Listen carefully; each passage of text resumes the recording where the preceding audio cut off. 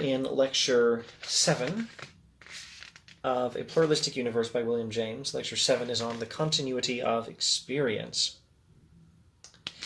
So, James is still articulating his defense of pluralistic pantheism. The idea that all reality is connected, all reality is divine in some sense, not all reality is one. And he's going to reference the challenge he considered in Lecture 5. Now let me see if I can summarize this challenge. It is possible to think of our own human minds as made up of all our smaller mental states. It's plausible to think that my own state of consciousness is made of all of my other smaller mental experiences. So I have this experience of how my left leg feels, even if I'm not really paying attention to it. The experience is there. The sensation is happening. When I pay attention to it, it enters into my own bigger state of consciousness.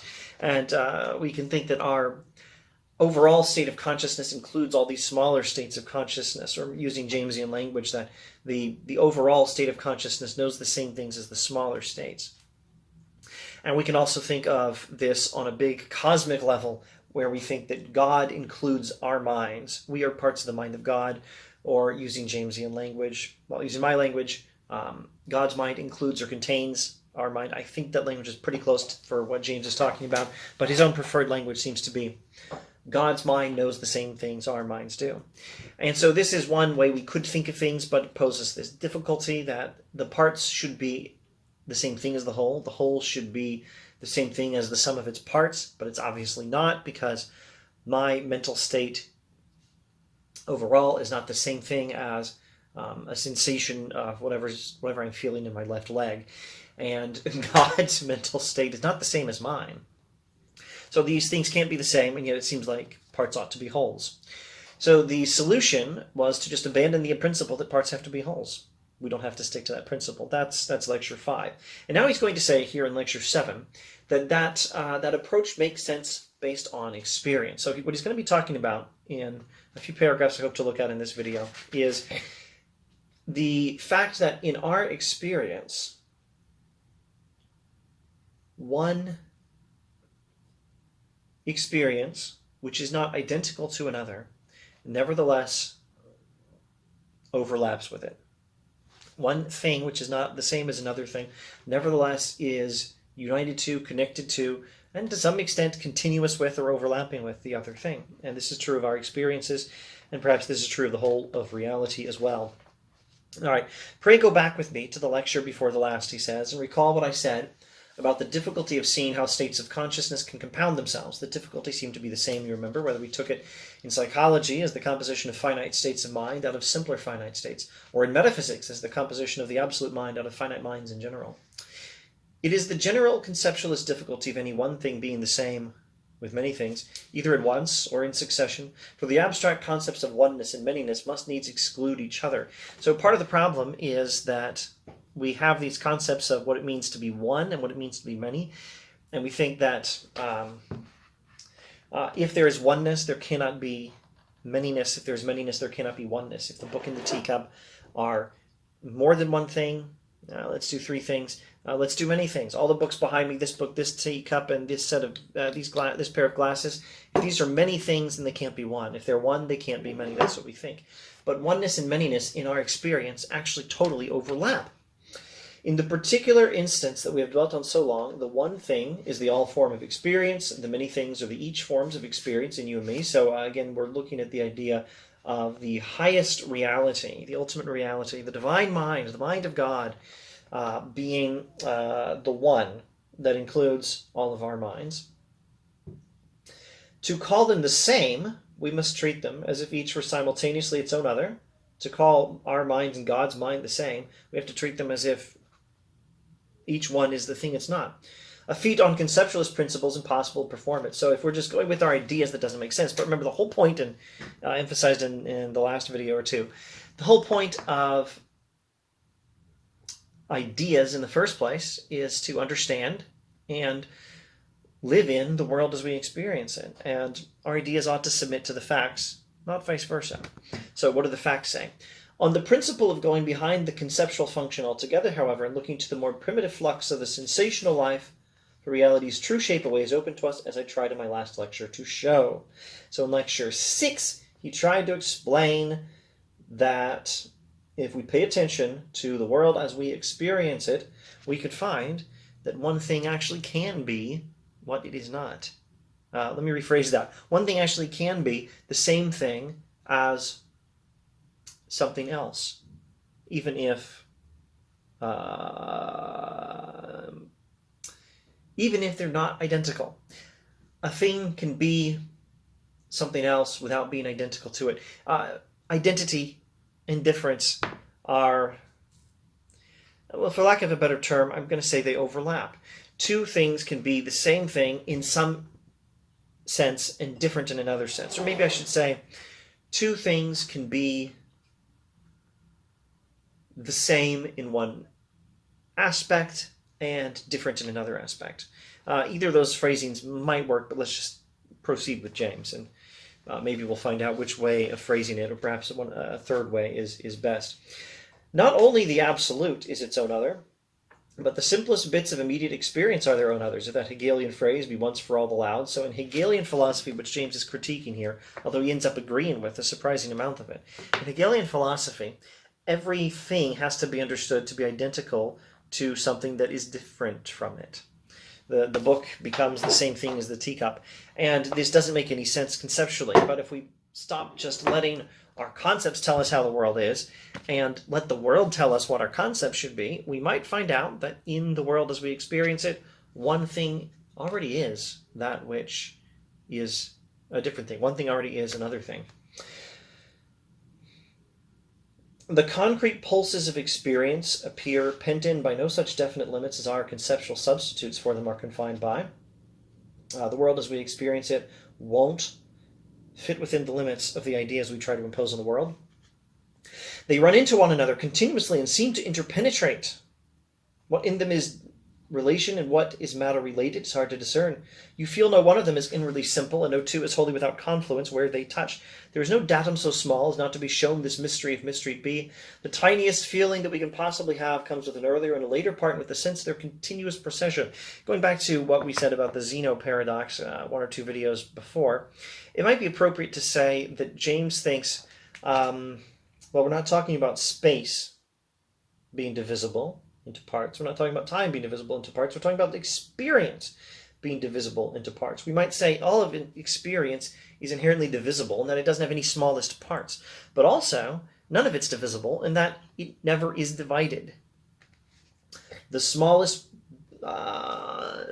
measure of our experience still has something to measure. It's got an early part and a late part. I guess maybe we are actually talking about time, experience in time. There's an earlier part and a later part of our experiences. No matter how small a bit of experience you look at, it's always got an earlier part and a later part. And those have their own earlier and later parts, but they also all come together. The world comes to us, how did he say it? We talked about this in the last video, I believe. The world comes to us in drops. Maybe it wasn't the last video. It was, I don't know. Somewhere in an earlier video, we read him explaining, lecture 6. Time itself comes in drops. The world comes to us in drops, in not indivisible units, not fixed units. Units that have some extension, some amount of time, some amount of space, some amount of experience, but that amount, although it has first part and second part, is not a thing that comes in parts. Experience is continuous, we might say. The tiniest feeling that we can possibly have comes with an earlier and a later part, with a sense of their continuous procession, etc., etc. If we do not feel both past and present in one field of feeling, we feel them not at all. We feel past and present at the same time. We have the same many and one in the matter that fills the passing time. The rush of our thought forward through its fringes is the everlasting peculiarity of its life, the peculiarity of the life of thought. The interesting distinguishing feature of human thought is its rush forward through its fringes. Thought is always moving ahead without boundaries. That's how we experience life.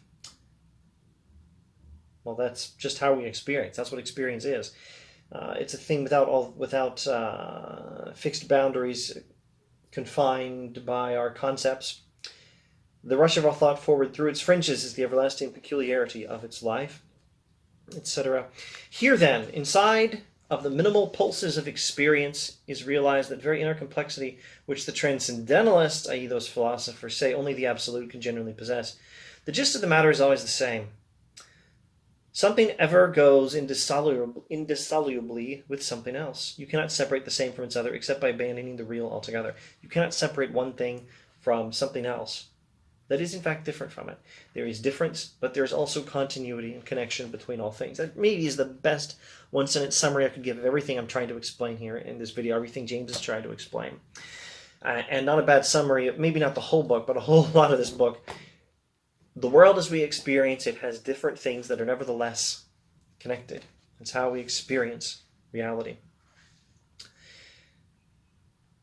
You cannot separate the same from its other except by abandoning the real altogether. As long as you don't abandon reality, you find that two things that are distinct things nevertheless are not separated. The teacup and the book are not the same. They connect.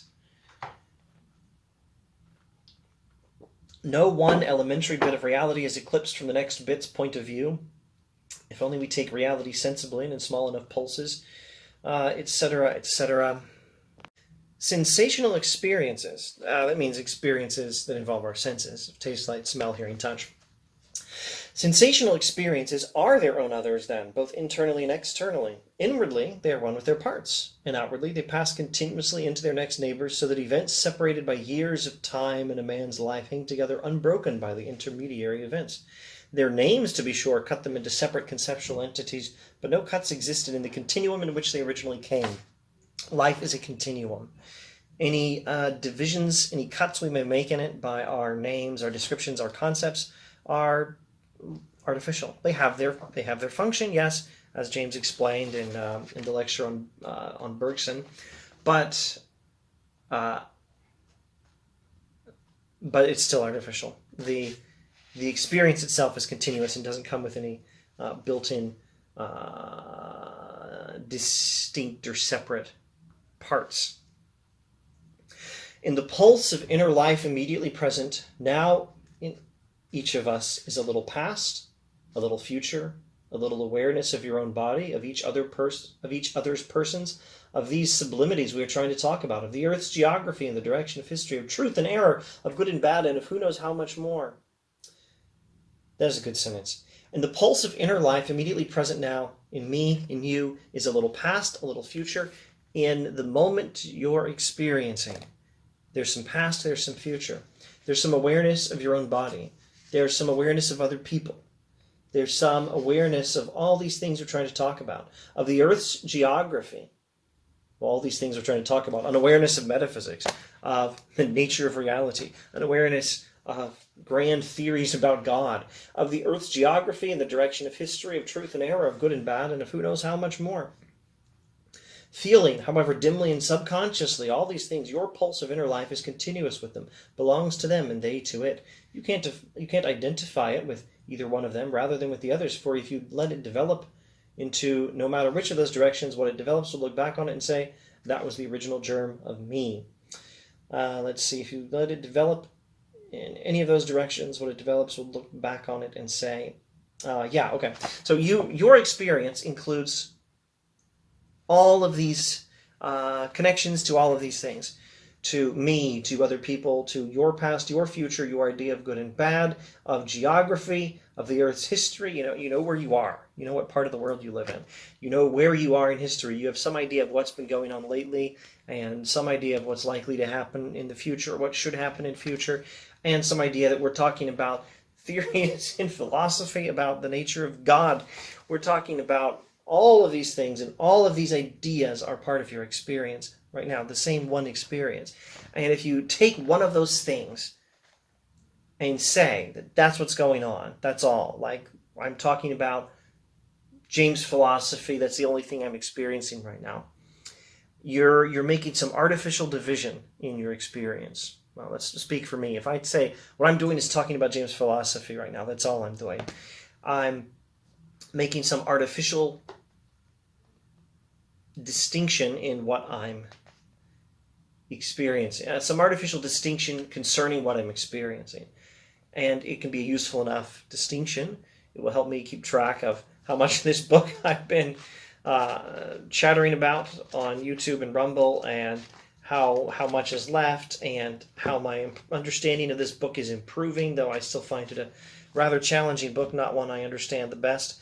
And there can be some use to this, but at the same time, it's dangerous it's dangerous for me to say what I'm doing right now is talking about William James. That's my experience. If I look at that experience itself, I'm looking at a thing. I'm looking at the experience of me sitting here talking about James.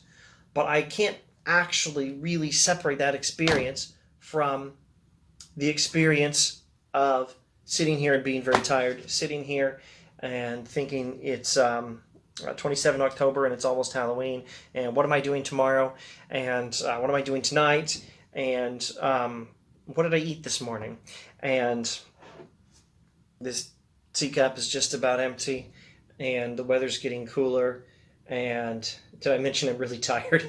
and all the things I'm thinking about, to the biggest thing I'm thinking about, to the littlest thing I'm thinking about, which right now is probably some small itch somewhere. Like right here, there's this small itch around this ear. It might not be there if I don't remember if I don't remember to pay attention to it. I don't notice it until I pay attention. Like, where does it itch right now? Ask yourself, where does it itch right now? You'll probably realize something itches. Why? I don't know. I mean, you might say you're imagining it, but I think James might say there was some sensation there. Every part of your body is giving you some sensation, and you're just not always paying attention to it. But when you do, that experience is a part of the same experience that is whatever else you're doing. I'm sitting here talking about William James and metaphysics, and also there is this slight itch when I pay attention to it on the side of my head for no apparent reason. And all of this is a part of the same experience. None of these things is exactly to be identified as one of these other things, but each of them is one of those other things. And on this model of experience, where things are not the same, but they are connected, and things in some sense or to some extent or in one of their aspects are the same, but in another sense or to some extent or in another aspect they are different. This model of understanding things that we get just by paying attention to experience, this model will help us understand how a perfectly reasonable view of reality is a view of a pluralistic universe where the Hegelians are wrong, not everything is one. And yet the Hegelians are almost right. Everything's connected. Everything is in some sense divine, and we can plausibly, reasonably say that there is a God whose mind contains our own. All right. Doing my best to figure out James. I hope this is helpful for some of you. Let me know in comments if you watch this far and find this edifying, instructive, or at least interesting. Thanks for watching.